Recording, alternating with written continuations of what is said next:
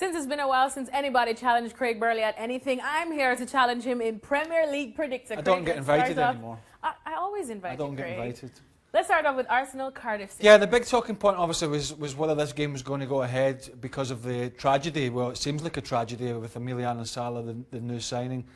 Neil Warnock himself said in 40 years of management, he's obviously never known anything like it. It's been so difficult for them and the squad. I think it's just going to be too emotional and hard to put behind them.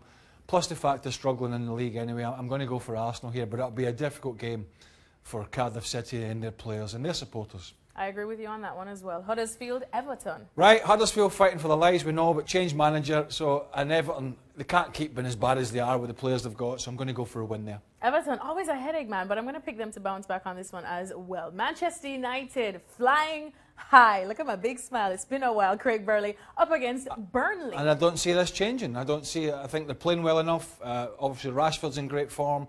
Everyone looks happy again, and Burnley are struggling at Old Trafford. What's that going to be, 9? 9 in all comps. Dun, dun, dun. Happy times at Manchester United. Newcastle, Manchester City. Forget about it. If Rafa Benitez had a budget to work properly with at that great club, potentially, but I don't see Man City slipping up here. What about this one? Fulham, Brighton. I'm going to go for a draw in this one because I think he's done a great job and they are hard to beat and they just lose too many goals.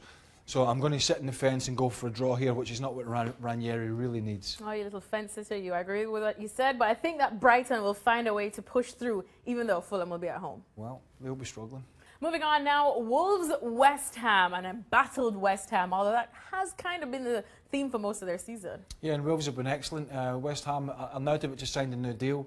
You know, wanted to go to China to win trophies, and now he wants to stay at West Ham and win trophies. Go figure that one out.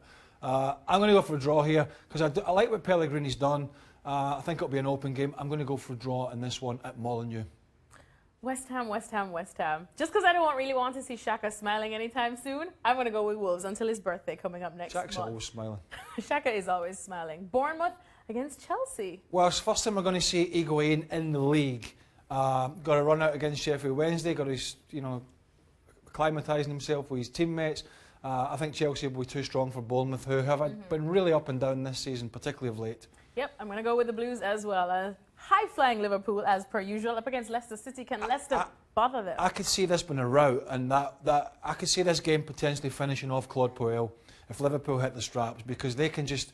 They're so hard to work out, Leicester, but I could see Liverpool putting a good few past them, and Claude Puel might see... but it might be his final game at Leicester. I mean, it's touch and go with him. Hard to choose against Liverpool these days. Spurs now. Ooh, it's almost hard to choose Spurs these days. Well, they're up against Watford. It's the injuries in Watford have been pretty good this year. I'm going to go big and strong, particularly in the middle of the park. I'm going to go for a draw here at Wembley. Wow, I thought I was going to stick my neck out by going for 1-2, but I'm going to go for a draw as well. Which is going to put Spurs under pressure for the top 4, but you know, that's the way it is. Finally, Southampton up against Crystal Palace. I'm going to sit in the fence again. Well, it's not sitting in the fence. I'm going to go for a draw. Hasenhüttl's he's getting a few out. How many he'll get in, I don't know, but he's certainly stopped the rot for the time being. And obviously Palace got the big win in the cup, but it's at St Mary's. I'm going to go for a draw. I think a draw is a good shout, but I think Palace? I'm going to go for the slight upset just because I really like what I'm seeing from Crystal Palace in recent times. So we'll see exactly who gets to come out on top. Craig has promised that he'll buy me a lobster dinner if I win this one, Craig. So I know his pockets are very deep, so continue watching to see who gets it.